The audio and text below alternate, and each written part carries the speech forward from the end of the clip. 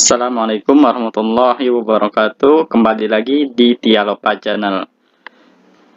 Kali ini saya akan menjelaskan soal tentang TKP bagian kedua. Nah, ini ada dua indikator ya teman-teman. Seperti biasa, silahkan teman-teman kerjakan dulu 10 soal. Nanti untuk kunci jawabannya itu ada di akhir video ya teman-teman. Nah, dan di pertengahan video itu ada tips dan trik serta materi tentang TKP ya. Oke, silakan teman-teman kerjakan dulu ya. Nah, nomor 2, jika slide-nya terlalu cepat, teman-teman bisa pause ya. Bisa pause videonya. Oke, sekarang nomor 5 ya. Oh ya teman-teman, sambil teman-teman mengerjakan, saya juga ada promosi. Alhamdulillah, channel YouTube saya itu sudah ada fitur tab komunitas. Jadi, teman-teman yang YouTubers pemula bisa saling subscribe ya di komunitas YouTube saya. Oke, sekarang kita masuk ke materinya ya. Nah, di video sebelumnya itu saya menjelaskan dua indikator ya teman-teman. Dua indikator TKP. Nah, di video sekarang saya menjelaskan dua indikator juga ya. Oh maaf, untuk yang sebelumnya itu 3 indikator ya teman-teman. Nah sekarang 2 indikator, yaitu pelayanan publik dan jejaring kerja. Bagi teman-teman yang belum menonton video saya sebelumnya yang 3 indikator TKP, silahkan teman-teman klik di bagian kanan atas video teman-teman, itu sudah saya rekomendasikan. Oke lanjut ya. Nah, jika indikator soal yang teman-teman temui itu indikatornya pelayanan publik, maka teman-teman harus memilih jawaban yang menunjukkan sikap baik, sopan, ramah, tidak mudah marah, tidak mudah kesal, peduli dan sabar, efektif, dan bekerja secara efektif. Jadi, intinya kita harus mendewakan customer kita ya, karena kita di sini berperan sebagai pelayan ya teman-teman. Jadi harus baik, sopan, ramah, tidak mudah marah, tidak mudah kesal, peduli dan sabar, serta bekerja secara efektif. Ingat, kita sebagai pelayan di sini. Nah, ini kuncinya ya. Jika di soal tersebut indikatornya pelayanan publik. Nah, jika indikator di soal TKP tersebut ya, itu indikatornya jejaring kerja, maka teman-teman memilih jawaban yang menunjukkan sikap memperluas jejaring kerja dengan baik, menunjukkan sikap yang supel, sikap terbuka ke semua orang. Jadi intinya, jika indikator soal TKP tersebut jejaring kerja, intinya itu kita harus berbuat baik terhadap seseorang atau sejawat kerja kita atau teman kerja kita. Ya. Oke, sekarang saya ulangi lagi. Untuk TKP di tes SKD CPNS itu ada 35 soal, ya. Jika setiap soal itu kita bisa menjawab 4 skor, maka kita bisa lulus passing grade. Kenapa bisa lulus passing grade?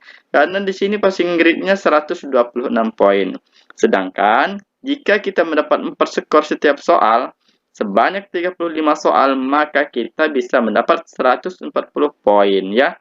Ini sangat membantu sekali ya teman-teman. Nah, apalagi kita bisa menjawab 5 skor. Nah, di sini saya ada tips sederhananya juga untuk mengerjakan soal TKP, yaitu tips sederhana. Pertama, kita lihat dulu soalnya. Kita tentukan apa soal itu, indikatornya itu apa di soal. Ya, kita tentukan indikator soal.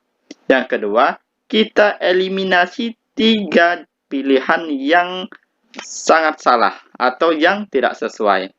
Lalu kita sisakan 2 opsi yang terbaik. Kenapa Kak disisakan 2 opsi yang terbaik? Karena jika kita tidak dapat satu opsi yang terbaik, maka kita dapat skor 4 teman-teman. Kan skor 5 itu adalah opsi yang terbaik ya.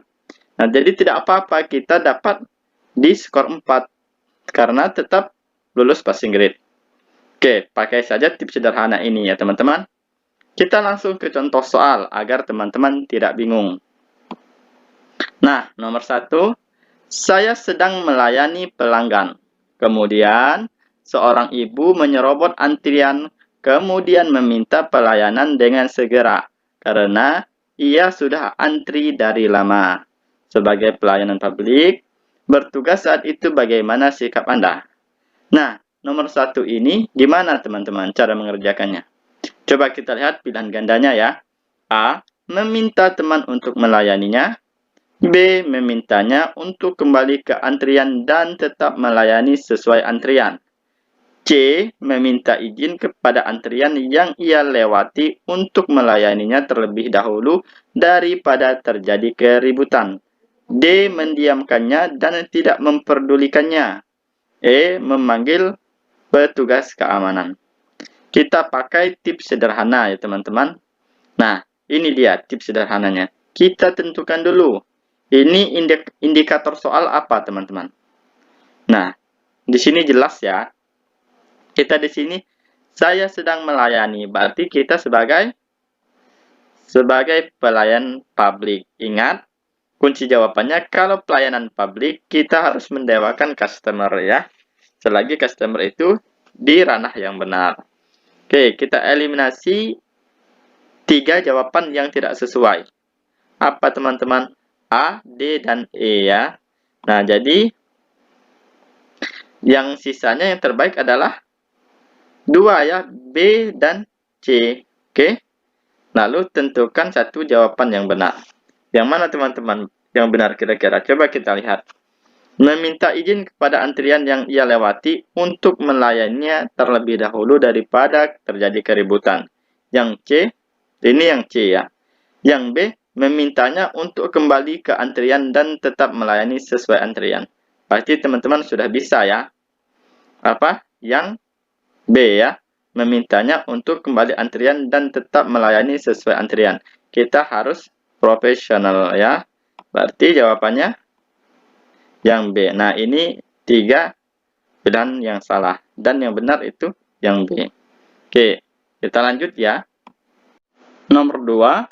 Di kantor saya terkenal sebagai karyawan yang sering memberi bantuan terhadap sesama rekan kerja dalam berbagai permasalahan yang mereka hadapi. Biasanya hal apa yang Anda akan lakukan saat rekan kerja Anda membutuhkan bantuan Anda? A. Saya akan selalu memberi bantuan sesuai dengan kemampuan saya, dengan begitu dapat meringankan beban mereka. B. Saya akan membantu mereka, akan tetapi biasanya saya akan selesaikan dulu permasalahan saya. Baru setelah itu membantu dengan ikhlas. C. Saya bertanya terlebih dahulu mengenai permasalahan yang mereka hadapi. Jika memungkinkan saya akan membantu. D. Saya akan membantu tapi terlebih dahulu saya akan berpikir cukup lama untuk mencarikan solusi yang tepat atas permasalahan mereka. E. Saya bertanya dahulu, jika saya mampu, saya akan membantu pastinya terlebih dahulu mengerjakan pekerjaan saya. Nah, ini tipsnya kita tentukan indikatornya dulu ya teman-teman. Ini tips sederhananya ya teman-teman. Tentukan indikatornya, kira-kira indikator ini apa teman-teman? Ya, jejaring kerja ya teman-teman. Nah, setelah kita tahu, baru kita eliminasi opsi yang tidak sesuai. Kira-kira apa teman-teman? Ya, A, B, dan D. Kita silang dulu ya. Nah, berarti tinggal 2 opsi yang terbaik ya teman-teman. C atau E. Nah, setelah kita sisakan opsi yang terbaik ada 2, kita lihat. Saya bertanya terlebih dahulu mengenai permasalahan yang mereka hadapi. Jika memungkinkan, saya akan membantu. Saya bertanya dahulu jika saya mampu, saya akan membantu pastinya terlebih dahulu mengerjakan pekerjaan saya. Kira-kira apa jawabannya teman-teman? Iya, yang C ya teman-teman. Saya bertanya terlebih dahulu mengenai permasalahan yang mereka hadapi. Jika memungkinkan, saya akan membantu. Kalau ini masih terkesan egois. Nah, jadi seperti ini ya teman-teman. Kenapa Kak kok disisakan dua opsi yang terbaik? Iya. Nah, karena jika teman-teman salah memilih yang terbaik, teman-teman masih aman. Kenapa masih aman? Walaupun teman-teman salah memilih yang terbaik, teman-teman masih dapat skor 4 ya teman-teman. Ingat di awal video tadi, jika kita mendapat skor 4, maka kita akan mendapatkan skor 140 skor dalam 35 soal. Nah, inilah alasan kok kenapa disisakan dua opsi yang terbaik. Sekarang kita lanjut ke nomor 3 ya. Rekan Anda mengundang Anda dan meminta Anda untuk datang ke acara ulang tahun anaknya tersebut yang akan diadakan besok malam. Di sebuah restoran cepat saji tidak jauh dari kontrakan Anda, persis sudah pasti akan diadakan pesta untuk anak-anak yang sangat meriah. Padahal Anda sendiri sangat tidak menyukai anak-anak, maka yang Anda lakukan? Nah, kira-kira ini indikator soalnya apa, teman-teman? Ya, benar ya. Ini tentang jejaring kerja ya, teman-teman. Karena kita membina hubungan baik dengan orang lain. Nah, lalu kita eliminasi dulu ya teman-teman. Opsi yang tidak sesuainya. 3 opsi yang tidak sesuai. Nah, A, C, dan E ya. Kita coret dulu. Nah, oh ini tidak pas ya teman-teman. Silangnya tidak apa-apa. Nah, berarti tinggal 2 opsi yang terbaik. Yaitu B dan D. Kira-kira apa teman-teman jawabannya? Ya, D ya teman-teman jawabannya. Datang dan memberi kado dan mengikuti acara sampai dengan selesai. Kira-kira tepat tidak teman-teman kalau D? Kalau B hadir sebentar saja, memberikan kado dan segera pulang untuk menghargai undangannya. Kalau bagi saya, itu yang tepat adalah B ya teman-teman. Cukup hadir sebentar saja. Karena kan tidak suka dengan anak-anak. Jadi sebentar saja lalu memberikan kado dan segera pulang ya. Kalau yang D ini datang dan memberi kado dan mengikuti acara sampai selesai itu tidak sesuai ya teman-teman. Jadi ini jawabannya B ya, bukan D. B ini B ya. D, kita lanjut nomor 4. Anda bekerja sebagai customer service suatu ketika tiba-tiba datang seorang pelanggan yang marah pada Anda karena pelayanan yang kurang baik. Bahkan sampai mencaci Anda. Yang Anda lakukan apa, teman-teman? A. Menahan emosi dan menjawab pertanyaannya karena sudah tugas Anda melayani. B. Tetap tersenyum dan mendengarkan keluhannya. C. Menasihatinya agar tidak boleh berkata kasar. D. Meminta maaf dan mendengarkan keluhannya. E. Berusaha tidak marah meskipun dicaci dan tetap melayani keluhannya. Kira-kira ini indikatornya apa, teman-teman? Indikator soalnya. Iya, benar ya. Ini indikator pelayanan publik. Ya. Kenapa? Karena sudah jelas ini ada kata-kata customer service ya. Service berarti melayani ya. Atau memberikan pelayanan ya. Yang terbaik. Oke, sekarang kita lihat 3 opsi yang gagal. Apa, teman-teman? Ini pasti salah ya, C ini ya. A, C, dan E. Ini yang gagal. Kita coret dulu. Oke. Berarti tersisa B dan D. Ini opsi yang terbaiknya. Berarti jawaban terbaiknya adalah D ya, meminta maaf dan mendengarkan keluhannya. Ingat, jika di pelayanan publik ini kita harus mendewakan pelanggan ya. Nah, ini kunci jawaban untuk ke-10 soal di video saya yang pertama ya teman-teman. Silahkan teman-teman koreksi jawaban teman-teman semua. Semoga teman-teman bisa benar semua ya. Oh iya, ini yang bagian atas yang ada angka ini untuk skor jawaban. Jadi jawaban yang paling kanan itu skornya 5 dan ini skornya 4. Untuk yang nomor warna kuning ini adalah nomor soalnya ya teman-teman. Saya kira cukup sampai di sini ya. Mimin mohon maaf jika dalam penjelasan saya ada kata-kata yang kurang ataupun yang kurang jelas. Semoga pada tahun ini teman-teman bisa mendapatkan NIV. Oh iya, saya ada yang lupa nih teman-teman.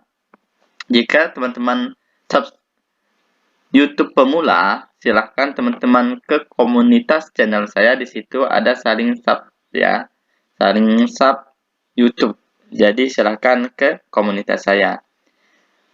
Oke, mohon maaf jika dalam penjelasan saya ada yang kurang jelas ataupun ada yang kata-kata saya yang salah.